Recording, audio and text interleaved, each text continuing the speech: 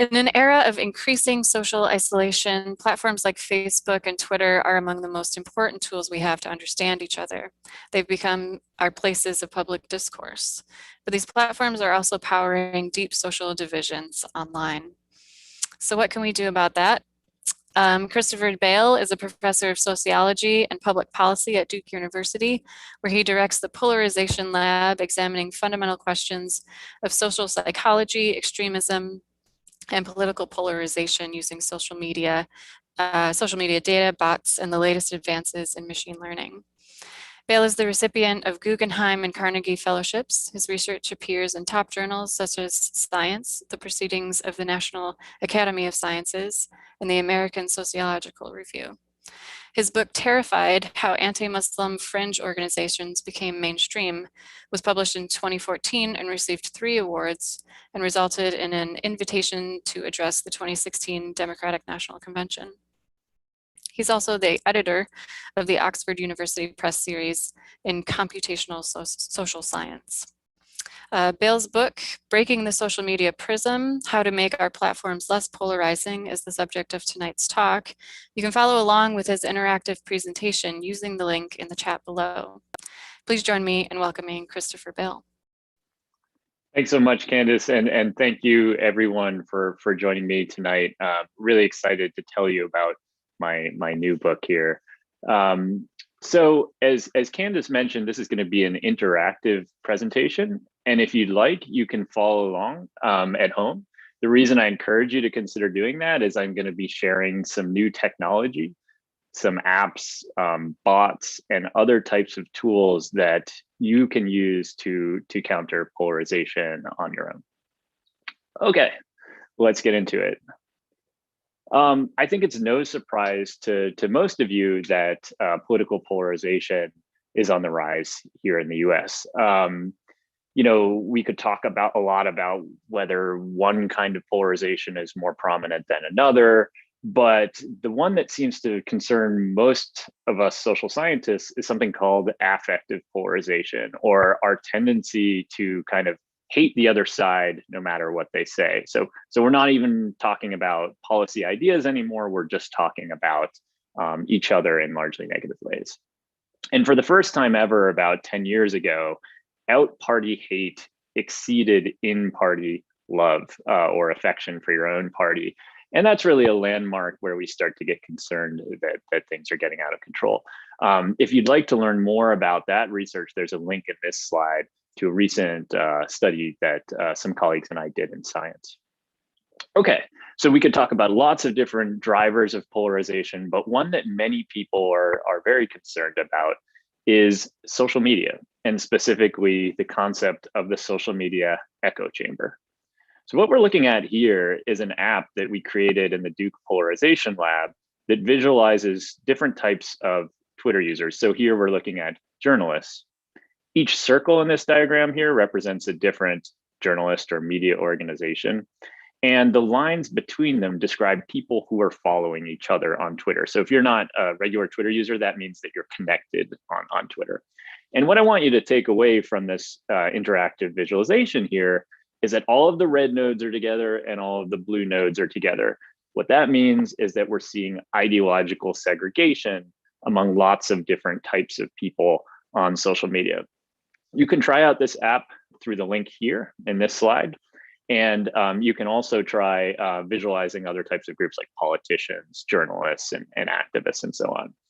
But the big problem is that ideological segregation may create a kind of myopia. It might make us start to only listen to people who already agree with us and kind of insulate us from opposing views. And we know from decades of social science that all humans do this. We all try to surround ourselves with like-minded people. It's just a human thing to do. And so a lot of the concern about social media is that it's become easier to do that. And even worse, some people worry algorithms are actually reinforcing that human tendency. Okay, so when we first heard about this kind of problem in the Duke Polarization Lab, we became really worried that this was a real threat to democracy. And we put together a team of leading political scientists, sociologists, data scientists, and statisticians to try to develop some research that could help us actually test this idea that, in effect, taking people outside of their echo chamber might increase political moderation. And the way we wanted to do that was really to expose people to the other side in a real life setting. Now, that's usually kind of easier said than done. And the reason for that is, people aren't sheep. We can't just, lock them in a room and show them, social media messages from the opposing side all day, right? That would be awful. I think we can all admit or all agree that that would be pretty terrible. So short of that, we wanted to get creative and try to use some of the new tools of data science to run a new kind of experiment. And specifically, we wanted to break people out of their echo chambers. This is the strangest picture of what that might look like that I could find. Here we have two people. They're wearing the iconography of the Republican and Democratic Party, elephants and donkeys. And the idea in this cartoon is, of course, that if only we could take off our party identities, we could learn to empathize with each other more effectively. We could learn to, reach across party divides. We could at least agree to disagree. So when we, began to think about this idea that contact across social divides might reduce prejudice is very broadly accepted. It's been shown in dozens of countries and dozens of different periods of time. So we thought, why not try it on social media? And so in 2017, we designed a sort of innovative study. At the time, a lot of people were were really concerned about bots and their role in spreading misinformation. So bots are automated social media accounts that can either impersonate people or retweet divisive messages. And the concern, of course, is that bots are driving polarization even further alongside the echo chamber. But we also realized that bots could be repurposed for valuable research. And we wanted to use bots to try to take people outside their echo chamber. So what we did in November 2017 is we recruited about 1,220 Republicans and Democrats who use the social media platform Twitter regularly to complete a survey about their political views. We asked them questions about climate change and racial discrimination and a series of other issues that is known to kind of divide the American public. And then about a week later, we invited half of them to follow a bot. And the invitation they got told them the bot would retweet or share 24 messages a day for 1 month, and that they could earn up to $24 for following the bot and correctly answering questions about what the bot tweets. Then at the end of the month, we resurveyed everyone regardless of whether they had followed the bot. And that allowed us to answer the question, what might happen if you took people outside their echo chamber? Would they become more moderate, as the social science consensus would suggest, if only they began to listen to the other side? We were really hopeful this would happen. Now, there's one tricky problem anytime you do an experiment like this on social media, and that is, how do you know that people are paying attention? How can you possibly know that our bot won't just get muted or overlooked in the kind of blooming, buzzing confusion of social media? I think we've all had that experience of being overwhelmed on social media. Well, in order to track whether people were paying attention to our bots, we used these adorable creatures. So every day, the bot, either a conservative bot that was shown to Democrats, or a Democrat bot that was shown to Republicans. And these bots, by the way, were retweeting journalists, elected officials, advocacy organizations, even media groups, trying to expose them to the full range of alternative views online. They were sharing one of these pictures each week. And at the end of each week, we sent people a survey and we said, which of these animals did the bot tweet? And if they got the answer right, we were able to measure how much exposure they were actually getting to our bots. So we really, we think, had a nice measure of what happens when you take people outside their echo chamber. Unfortunately, I've got some bad news. The effect of following a bot that retweeted messages from journalists, political figures, media organizations, advocacy groups such as, say, Planned Parenthood for Republicans, or say the Heritage Foundation for liberals, were not making people more moderate.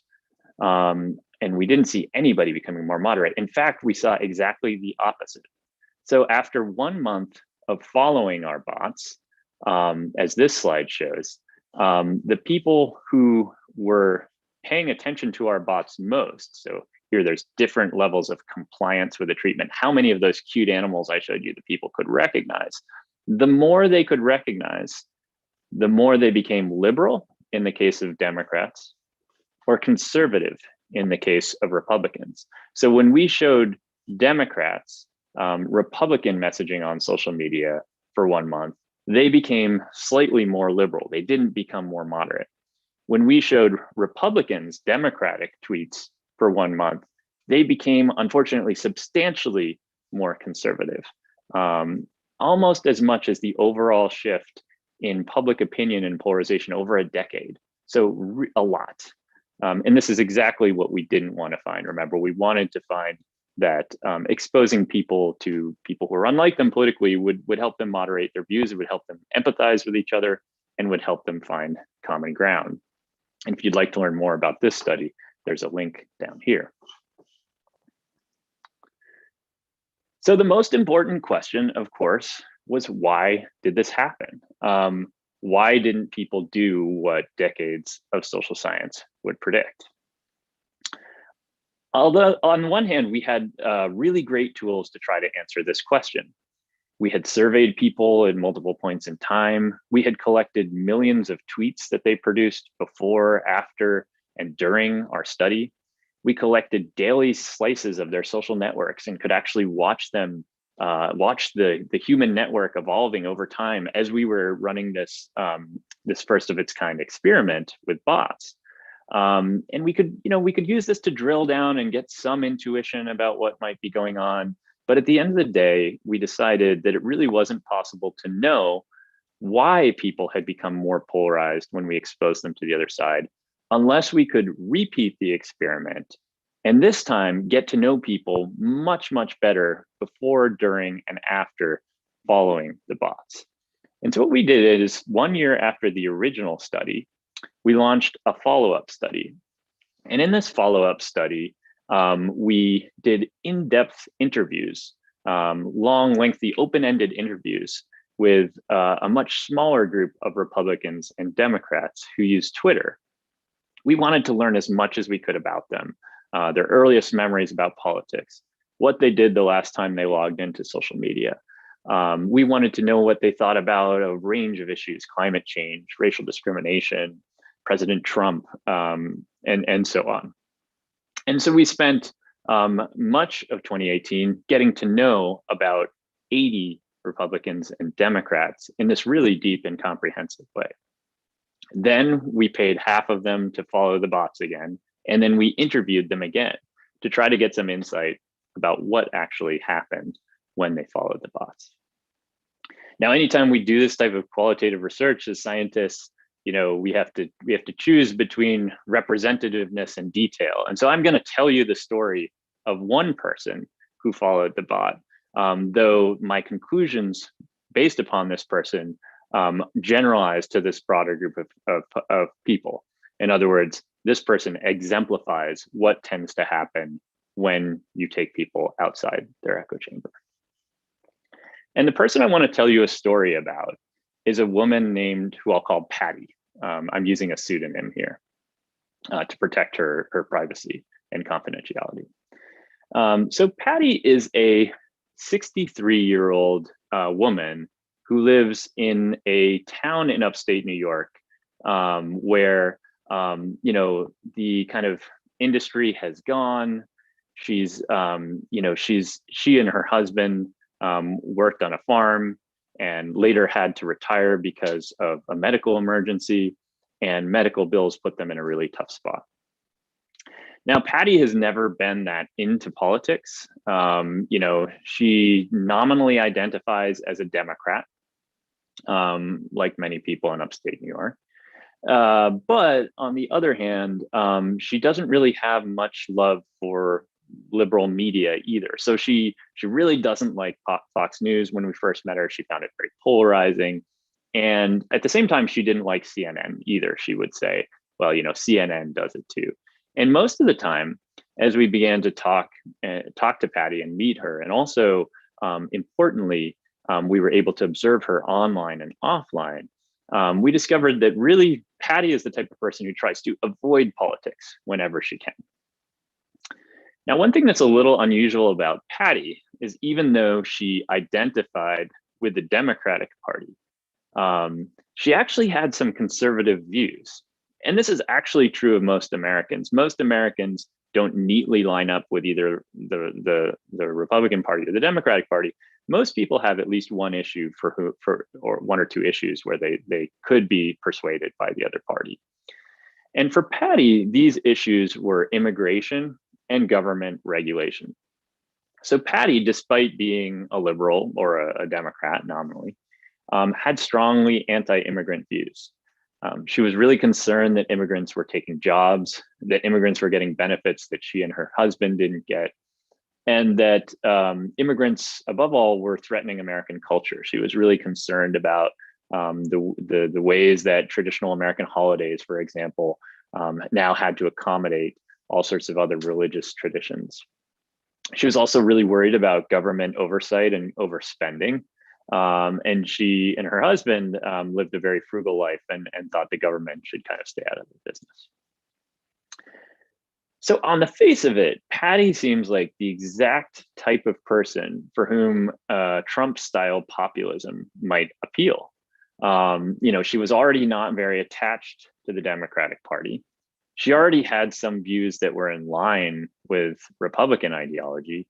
And she really just seemed kind of up for grabs. And I began to wonder, as we looked at her first interview and the broader kind of situation that Patty was in, isn't she exactly the type of person who would respond to messages from the other side in a positive way?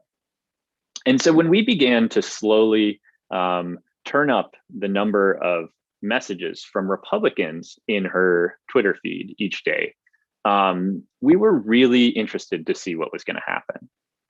We thought maybe, she would connect with moderate Republicans, like, say, the New York Times columnist David Brooks, or the moderate governor of Montana, Steve Bullock. Folks like this who had kind of centrist or center-right views, we thought they might sway her towards that side. Instead, that's not at all what happened. Stepping outside an echo chamber for someone like Patty does not kind of expose you to a greater set of ideas, we learned, a better competition of ideas, if you will. Instead, we learned that it creates a competition of our identities. So when we step outside our echo chambers, even though we might see a broad spectrum of alternative views, and we tried to capture that broad spectrum through some methodological innovations, we tend to focus on the most extreme elements of the ideological continuum. So for Patty, this meant really divisive politicians like Ted Cruz and others who kind of lobbed ad hominem or uncivil insults at Democrats. And what this did for Patty is it actually activated her sense of liberal identity. She learned new ways to kind of defend and protect her identity. For the first time ever, she began posting about politics, and she began getting in arguments with Republicans. And so as this kind of story shows, we want to think about social media as a public sphere. We want to think about it as a place where rational deliberation can occur. People like Facebook's CEO, Mark Zuckerberg, or Twitter's CEO, Jack Dorsey, regularly talk about how social media should be a place where ideas compete, where we compete for better reasons in argument. But clearly, that's not what's going on. And what we learned in the course of this research is we kind of sort of been thinking about social media in profoundly the wrong way. We think of social media as a place we go to get information or maybe entertain ourselves for a few minutes, but really it's a tool that we use to construct our identities, especially our political identities, but all sorts of identities.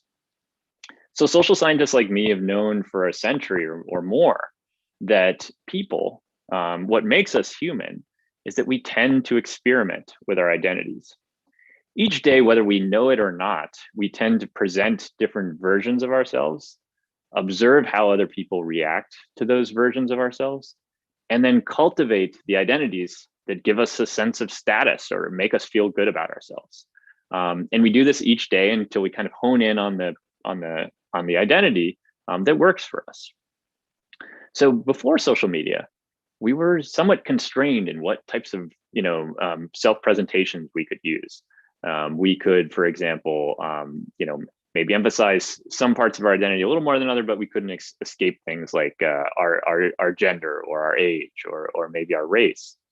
But on social media, we can really be almost anybody we want to be. We can be, in many cases, fully anonymous. We can, at the very least, selectively share what we think, selectively share different parts of ourselves. And this gives us much more flexibility to experiment on our identities. Then social media also gives us powerful new tools for tracking how other people react to these identities. We have follower accounts, like buttons, and other automated means to do what we already know is all too human to do, to monitor our social environment for cues of what make other people like us.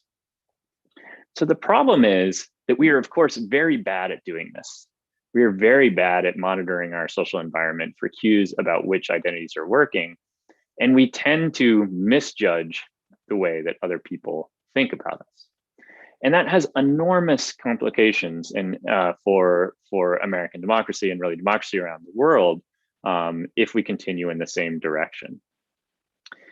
We need to, in other words, begin to think of social media as a kind of social learning, that we are using social media not to argue or seek better information, but really to learn what makes us successful people, learn what makes other people like us, and we get trapped in a kind of feedback cycle where we will begin to cultivate, our research showed, those identities that make us feel good about ourselves to really problematic degrees. So one example that I like to share is this example from Twitter. So prolific tweeters about politics make up about 6% of the population on Twitter, but they account for a stunning 73% of tweets mentioning politics. So what this does is it gives us the perception that extreme people, who our research shows are primarily out to gain social status because they are social outcasts in their offline lives, we begin to confuse those extremists as normal or moderate members of the other side. And that has a number of really difficult and problematic extensions for the rest of us. So what I call the social media prism refers to the tendency for social media to embolden status-seeking extremists who often desire and seek status on social media precisely because they can't get it in their offline lives. So in the book, you'll see the story of an extremist named Ray. And Ray is Dr. Jekyll turning into Mr. Hyde. It's amazing. When we first met him, he was one of the most polite, deferential people in our study. He went out of his way to decry incivility and racism. He described himself as kind of a moderate conservative, but he was happy to agree to disagree with liberal people. But one of the unique features of our study, remember, is that we were able to both track people offline and online. So when we went to link Ray's Twitter data, we discovered that he was one of the most vile and prolific trolls on the internet. He dispatched an average of 20 anti-liberal memes each day, racist memes, misogynist memes, really some of the most revolting content on the internet. And that might mean something coming from someone like me who's studied extremism on social media for 10 years. So the question is, how does someone who is so extreme online maintain this completely different personality offline. And the story we learned is that, Ray feels like a social outcast. He is a political minority in his offline life. He works in an industry that has mostly liberals. And he's a divorced middle-aged man who lives with his mom. So the problem of people like Ray, of course, is that they come to represent genuinely moderate people on the other side. We are all much more likely to encounter a Ray than a moderate each time we log onto social media and encounter someone on the other side. So one thing that the social media Prism does is give status-seeking extremists incentive to be more extreme. But the other thing that it does is that it mutes moderates. So if you take away one message from the talk tonight, I'd love for you to take away the idea that moderates are almost invisible on social media. So remember that 73% of the tweets about politics are created by about 6% of Twitter users, but that 6% of Twitter users has extremely radical views. This leaves us with the impression that everybody is radical and that everything is hopeless and that moderates don't exist. But we found moderates in our research. We found moderates like a young conservative woman who went to a liberal arts college, Ivy League college, in fact, and read the New York Times, even if she didn't always agree with it. A half Puerto Rican woman whose father was a police officer and had complicated attitudes towards things like race and policing for these reasons. And one night online was endorsing an NRA post to the National Rifle Association, the advocacy organization. And promptly another user saw that she had children by looking at her newsfeed and said that they hoped her children found her gun and shot her. And this experience, unfortunately, is all too typical. The most common reason that people get harassed online is their political views. And so, when we think about why everyone seems so extreme on social media, one of the main reasons is that there's no incentives for moderates to talk about politics. They might get harassed. And it might not be a stranger. It might be a family member, an uncle, or an overbearing in-law that would make, say, Thanksgiving dinner very awkward if politics came up on social media.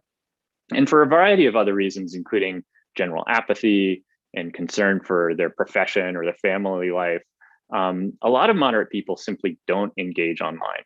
Unlike the status-seeking extremists who are social outcasts, moderates really have nothing to gain from social media. So the social media prism, I think, is one of the most powerful sources of political polarization on our platforms today. And it's really daunting to think about solutions. How can we possibly fight against the human instinct to cultivate identities that protect our sense of self, often at the expense of others? And isn't it inevitable that because social media companies are, designing algorithms that encourage those human instincts, that we can't get out of this problem? Well, I'm here to tell you that I think we can.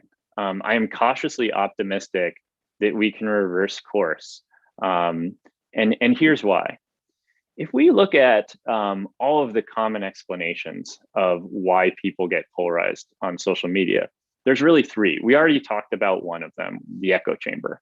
And unfortunately, our research and that of other labs has shown that the stepping outside your echo chamber could make you more polarized, not less. But there's other ideas out there. Earlier, I mentioned foreign misinformation campaigns. And many of you might be thinking that countries like Russia launched very large-scale attacks on the US and succeeded in impersonating Americans and playing us off against each other. And that's why we got so divided. But in a follow-up study, our lab actually tried to test this. We were able to identify people who had interacted with these types of bots or troll accounts associated with the Russia-linked Internet Research Agency. And we're very surprised to discover that these people's attitudes didn't change. They weren't becoming more polarized and they weren't changing their views on a range of issues. Finally, the concept that algorithms are radicalizing us. a really seductive idea, especially if the idea is proposed by sort of apocryphal tech leaders who helped to build the platforms and now regret their actions. But unfortunately, there's just not that much evidence that we could go deep inside Facebook's source code and flip a switch and turn down the radicalization. In fact, there's very little evidence that radicalization is happening. Now, we need more research. We need better cooperation from social media platforms to do the studies. But the best evidence out there suggests that radicalization via algorithms happens to well under 1.9% of people, and maybe as few as 1 in 100,000. So the implication is that there are no easy fixes from social media platforms. They can't simply take us out of our echo chambers. They can't simply do a better job against foreign misinformation campaigns, or they can't simply change their algorithms. Even if they were to be able to do all these things, which is easier said than done, my belief is that this would actually have a small effect on political polarization, that we could create much broader impact if we actually changed our behavior online, if we learned to become more reflective social media users, learned to see the social media prism and understand how it shapes our behavior and distorts our understanding of the political landscape, and to begin to boost moderation and create new incentives for moderates to express their views about politics on social media. And so one of the kind of unique opportunities we thought we had as a group of data scientists, computer scientists, and social scientists is to go beyond simply diagnosing the problem, but actually to give readers the tools they need to do this. And so if you go to polarizationlab.com, you'll see this page, Our Tools. And here you'll see a series of apps, quizzes, and bots that are designed to help you do a few different things. First, you can learn how to avoid extremists. You can learn how to avoid people like Ray, the Dr. Jekyll and Mr. Hyde character that I spoke about earlier. This tool, for example, allows you to input characteristics of a social media user and get a prediction from our research about the likelihood that this person is a political extremist who might not be worth engaging with. It also teaches you the languages that extremists use by tracking trends in extremists who we've studied over years.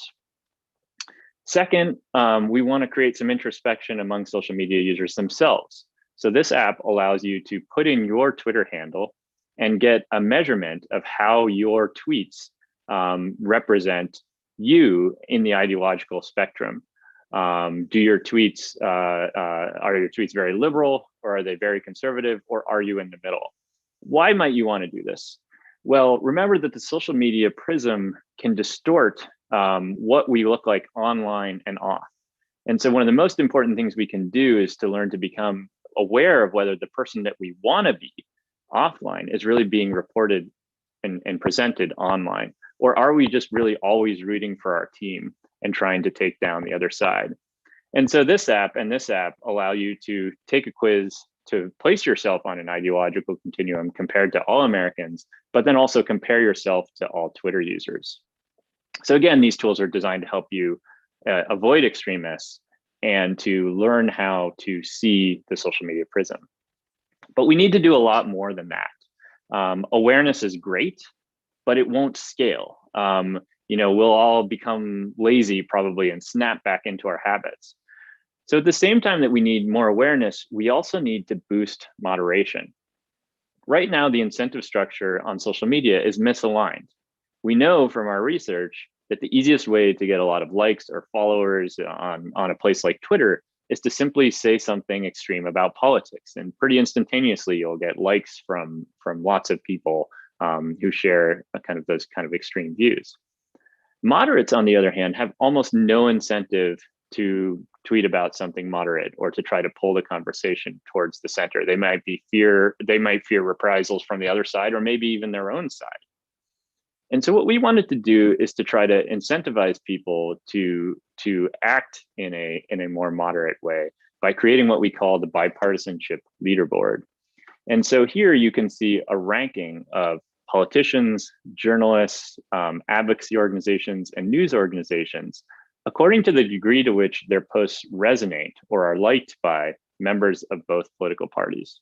So all of these tools are driven by research that we've done in lab, where we look at large groups of social media users and ask them lots of questions offline, but then also track their behavior online. So in this case, we actually know that Republicans and Democrats are gravitating towards these people equally on the social media bipartisanship leaderboard.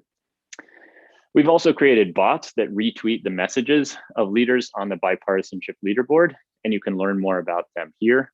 You can find issues where Republicans and Democrats are expressing similar sentiment about different types of topics on social media using this tool. And you can learn more about your own echo chamber, how strong it is, or where you fall on the ideological continuum by using this tool. And this is the tool I showed you earlier when I began the presentation that allows you to explore the echo chamber of prominent politicians, journalists, and media organizations, and so on. So we need bottom-up solutions, and I want to empower people to feel like we have, if we want to, the capacity to change things. And I want to stress that I don't think everyone should feel obligated to reach across the aisle. There are many people for whom reaching across the aisle is not palatable right now. We need to answer serious questions about how we can resolve any number of questions that really seem like a bridge too far. The question I think that all of us need to grapple with is, what do most people want? And the research suggests that most people actually want compromise. They might not know how hard it is, but the American public wants compromise. And so for those people, we wanted to create resources to help them find common ground. But bottom-up solutions alone won't solve the problem. I also think we need to consider new top-down solutions. We need to ask bold questions about how the design of social media shapes our behavior and creates incentives for either radicalization or moderation. Now that's easier said than done. In the wake of experiments like those that resulted in the Cambridge Analytica affair, where a political consulting firm used Facebook data to micro-target people in political campaigns, Facebook and many other social media platforms have become very wary of academic research on their platforms. And we simply can't do the type of experiments that we might like to do to figure out how core design principles of social media shape our behavior and create this distorting effect that I call the social media prism. So in our lab, we decided to create our own social media platform for scientific research. We gave it a very generic name, Discuss It, and we surveyed a lot of people before they used Discuss It, asked them a lot of questions about their views. And then we invited half of them to help us, quote, test a new social media platform. We gave it this kind of generic name because we didn't only want to attract people who were, say, interested in talking about politics. Then, when they installed this app on their phones, the people in the study that I'm describing were given a unique invite code that, unbeknownst to them, paired them with a member of the other political party to engage in an anonymous cross-party conversation for about an hour on a chat platform. Now, we asked them to talk about one of two divisive topics, either immigration or gun control. And why did we make them anonymous? Well, you know, there's a lot of interesting research on anonymity. On the one hand, anonymity is so clearly capable of creating the Dr. Jekyll and Mr. Hyde story that I told you earlier about the extremist named Ray. On the other hand, if identity is a key driver of our behavior on social media, anonymity also has the feature of taking identity out of the equation. Research indicates it might make us focus more on the content of people's ideas rather than the identities of the people who are delivering them. And maybe, just maybe, anonymous conversation could be a way forward on a new social media platform where we're all not out to get each other. And so for 1 week, we watched people, about 1,000 Republicans and Democrats, use our app. We rolled out the study all over the country, and were able to watch in real time what people were talking about, who was paired with who. We had control over that too. We were able to run precisely the type of experiments that we couldn't run on Facebook on our platform. And the really exciting result of this research is that anonymous conversations depolarized people. We found that a simple 1 hour conversation with a member of the other party on our social media platform, even though people had no incentive to compromise or agree, we weren't going to pay them more if they agreed, or they weren't told that the goal was to agree.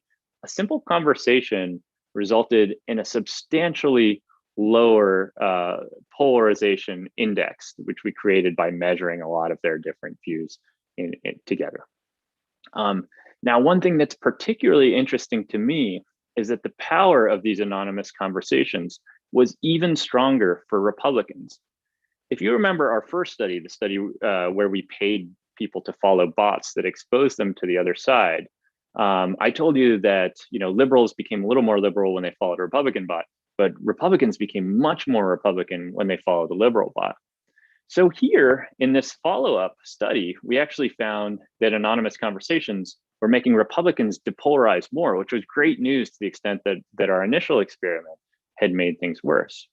And one interpretation of that is that many Republicans feel uncomfortable publicly disagreeing with their party, that the strength of the Republican identity is so strong that it's difficult, if not impossible, on social media to put out alternative views. And so we hope that not only anonymous conversation, but the many other studies that we plan to run in the Polarization Lab in the coming years will help us get to the bottom and ask questions like, if we could redesign social media from scratch, how could we design for the best parts of human behavior? How could we make our platforms designed for social cohesion? We've never asked this question. Instead, we've been content to rely upon platforms that were originally designed for banal or even sophomoric purposes. Consider Facebook, which was designed to help Harvard undergraduates judge each other's physical attractiveness. Or consider Instagram, the image sharing network that was originally designed to facilitate alcohol-based gatherings. Should we really be happy and content with these platforms as the primary forum for deliberation in the 21st century? I think we can do a lot better, but I think we need a lot more evidence and research to get us there. So you'll learn a lot more about all of this research in my new book, Breaking the Social Media Prism. I learned this morning that I learned this evening that it's sold out on Amazon, that evil place, which is great news because you can now support your fine independent bookstores like Elliott Bay here in the Seattle area. If you'd like to learn more about this book and my other research, I invite you to visit my website, chrisvale.net. You can find me on Twitter, YouTube, Instagram, and LinkedIn there. And thank you very much, and I look forward to your questions. Great, thanks so much, Chris. I want to encourage everybody watching, if you have a question, feel free to put it in the chat below, or you can text it to the number also in the chat. I have just a few kind of maybe quick questions that I wonder if you have answers to. Do you have any data on how like what percentage of the population actually even uses social media regularly? Sure. Social media usage has become pervasive. Especially platforms like Facebook are used by as much as 70% of the population. And those numbers get a lot higher among younger demographics. So a recent study by the Pew Foundation suggests that about 85% of teenagers are online most or all of the time. And so, one temptation I think all of us have is to say, man, isn't social media just bad? Shouldn't we just get off social media? Isn't it just, dividing us and really pulling us apart? But I'm concerned that that's not a practical solution to the problem. We can't really expect a generation of people who's grown up with smartphones pointed at them, and an entire society which depends critically on social media for communication, to simply stop using it, especially in an era where Republicans and Democrats have never been so isolated from each other. So if we look at a recent study out of Harvard 2 weeks ago, suggests that most Republicans and Democrats will hardly ever see a member of the other party. That's a stunning discovery facilitated by some new large-scale analysis of voter files. COVID, the pandemic, has made this even more urgent, right? We are all so socially isolated, and social media is going to continue to fill that void. And for better or worse, and probably for worse if we keep going in the same direction, social media is going to be our only forum for political compromise. So that's why I think solving these problems from the bottom up and the top down is so urgent. Yeah.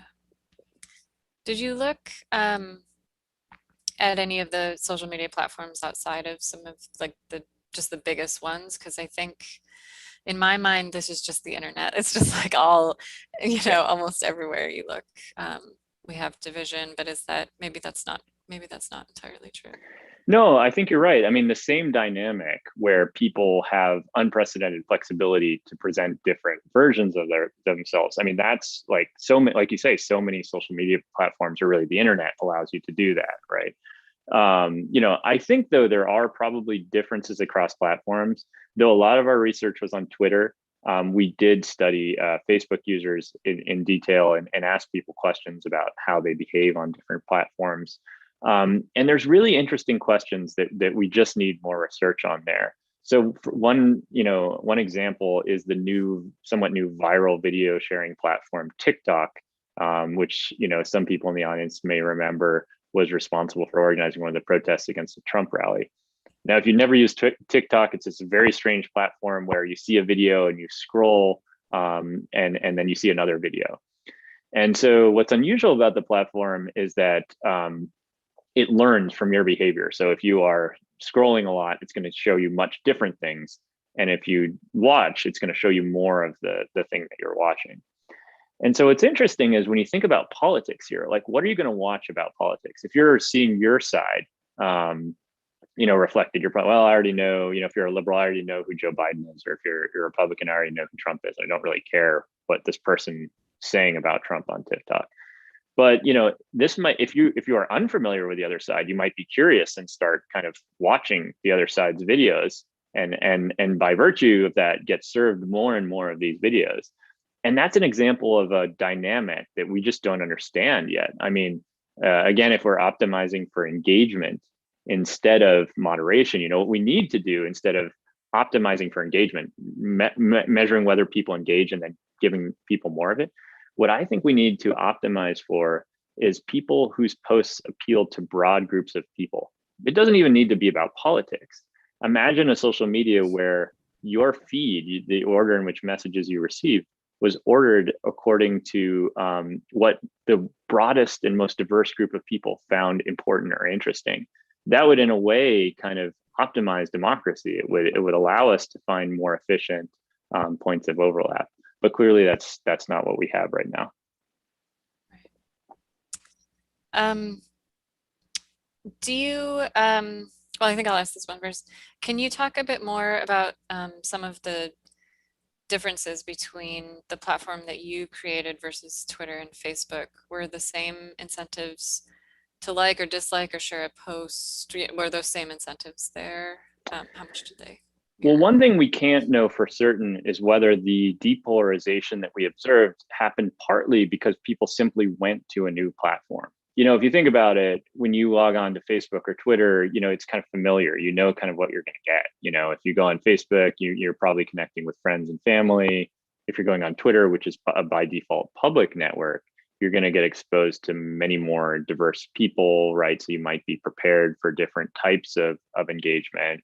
And certainly those might encourage different types of polarizing behavior. But what's interesting about a new platform is there might not yet be rules of the game, right? You might not know how you're supposed to play the game. And so that might also create the opportunity for more reasonable, rational dialogue. Let's see. Do you have anyone from the big platforms interested in your research? Are they sort of following along, and might they be interested in taking up some of your findings? Yeah, we do work regularly with government, nonprofits, and the for-profit sector. And that's because we believe that, practical long-term change will require cooperation from everyone.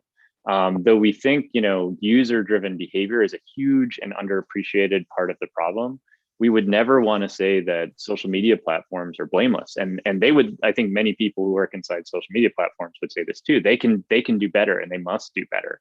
And so we need urgently to bring this the insights from this research to bear on companies, especially as we face an unprecedented period of possible regulation of the social media industry. We're about to have in our country a conversation about whether social media companies should be punished if they can't prevent uncivil behavior or say the spread of misinformation. And I think everybody wants to know what's the evidence. Right now, all the people involved in that debate are people who are basically speculating, right? Or they're even worse, they're self-interested in the case of many politicians. And we're kind of throwing out these folk wisdom ideas that really our research shows don't have much evidentiary basis. And so what we'd love to do is create this platform and make it more open to other researchers so that they can use it to run other kinds of studies. And so that collectively in the field of computational social science, which I'm proud to be a part of, we can try to figure out what solutions work and what a better social media might look like.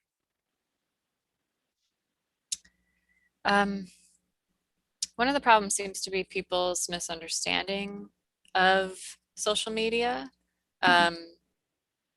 what it even is. I think some people see Facebook and kind of just think that everything actually is screened, or that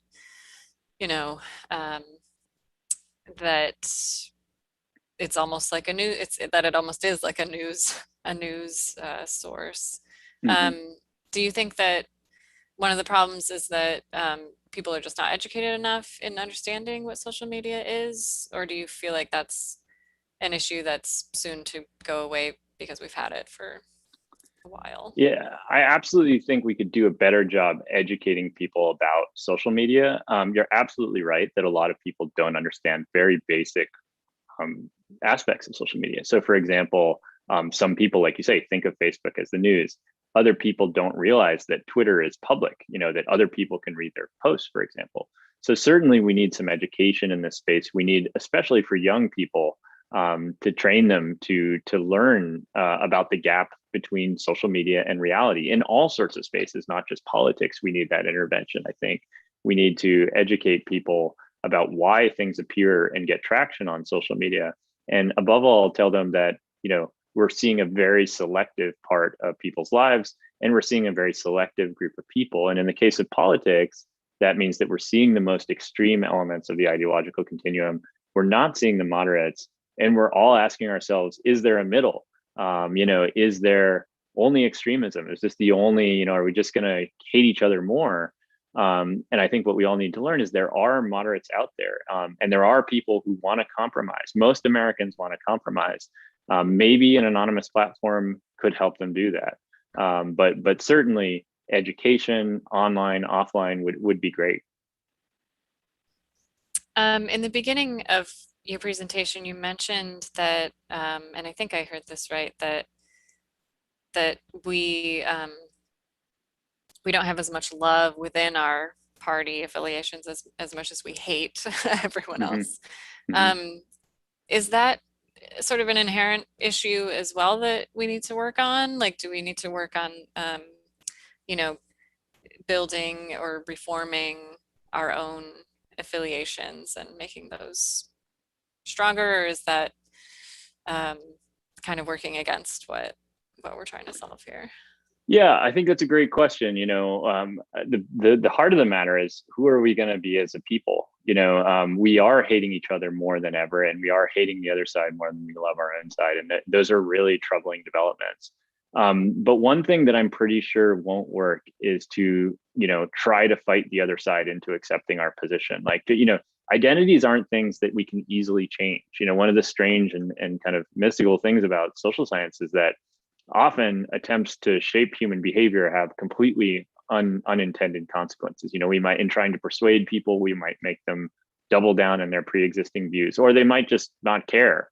And so, it's hard to change an identity. It's hard to say, because you become less extreme, you become more moderate, right? But what we can do, research indicates, is create new kinds of identities, that maybe, just maybe, can help move things away from the extremes, because we're never going to kind of snap the cycle of people trying to outdo each other with political extremism.